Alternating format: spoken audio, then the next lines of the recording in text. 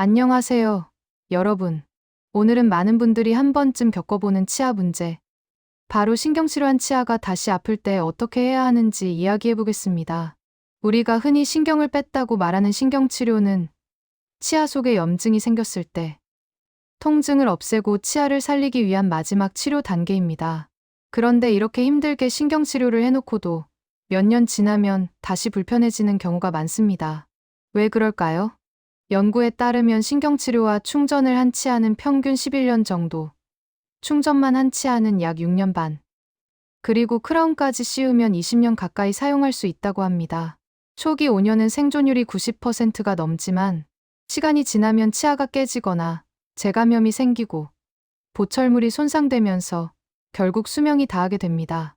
그럼 신경치료한 치아가 다시 아플 때 어떤 선택을 할 수 있을까요? 첫 번째는 재신경치료, 즉 다시 한번 근관치료를 하는 방법입니다. 예전에 메웠던 충전물을 제거하고 치아 속을 다시 소독하고 메우는 과정인데요. 초기 치료보다는 성공률이 조금 떨어지지만 발치를 늦추고 치아를 더 오래 유지할 수 있는 장점이 있습니다. 하지만 치아가 많이 깨졌거나 남아있는 치질이 적다면 이 방법만으로는 한계가 있습니다. 두 번째는 치근단 수술입니다. 치아 뿌리 끝에 생긴 염증이나 낭종을 직접 제거하는 외과적 시술이죠. 재신경 치료로 해결이 어려울 때 시도됩니다. 성공률은 높지만 수술이기 때문에 환자 부담이 크고 잇몸뼈 상태가 좋지 않으면 시행이 어렵습니다. 세 번째는 발치 후 대체 치료입니다. 치아가 너무 많이 깨졌거나 감염이 심해서 더는 기능을 하지 못할 때 어쩔 수 없이 치아를 뽑아야 합니다. 이후 선택할 수 있는 것은 임플란트, 브리지, 부분 의치 등이 있습니다. 임플란트는 자연 치아처럼 씹는 힘이 좋고 편리하지만 비용 부담이 있고, 브리지는 양옆 치아를 깎아야 한다는 단점이 있습니다. 부분 의치는 여러 치아를 잃었을 때 사용하는 탈착식 보철로 관리가 조금 더 필요합니다. 비용적인 부분도 궁금하시죠? 한국은 다행히 신경치료와 크라운 비용이 비교적 낮은 편입니다. 신경치료는 평균 20만 원에서 35만 원, 크라운은 15만 원에서 30만 원 선입니다. 임플란트는 보통 150만 원 전후인데요.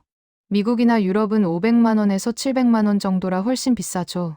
그래서 한국에 와서 임플란트를 받는 해외, 교포나 유학생도 많습니다.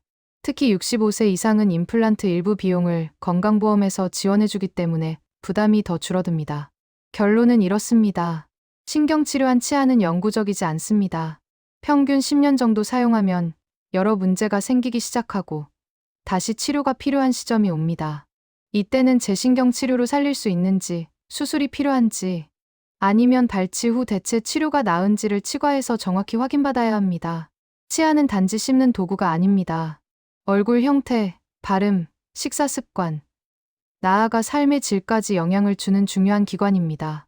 신경치료 이후에도 정기검진으로 상태를 체크하고 문제가 생기면 늦지 않게 치료받는 것이 무엇보다 중요합니다. 오늘 내용이 여러분의 치아 건강에 도움이 되셨길 바랍니다. 다음에도 더 좋은 건강 정보로 찾아올게요. 감사합니다.